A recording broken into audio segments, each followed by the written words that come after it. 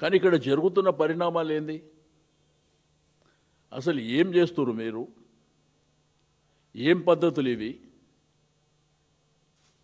మీ ప్రభుత్వం చేసేటువంటి విధి విధానాలు ఒకవైపున ప్రజలకేమో ఎలక్షన్ల ముందు మేనిఫెస్టో పెట్టి అల్లావుద్దీన్ అద్భుత దీపాన్ని తీసుకొచ్చిడ మీ చేతికిస్తా, మీరెవరు భోజనం చేసే అవసరం లేదు, మేమే వండుకొచ్చి తినిపిస్తామని రకరకాల హామీలు మీరు ఇచ్చారు.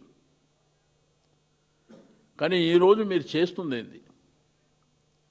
కనీసం వారి వయసు రీత్యా వారిని గౌరవించవలసినటువంటి బాధ్యత మీకు లేదా? అంటే ఏ విధంగా అయినా కానీ మేము కక్ష తీర్చుకోవాలి అనేటువంటి పద్ధతి సభ్య సమాజం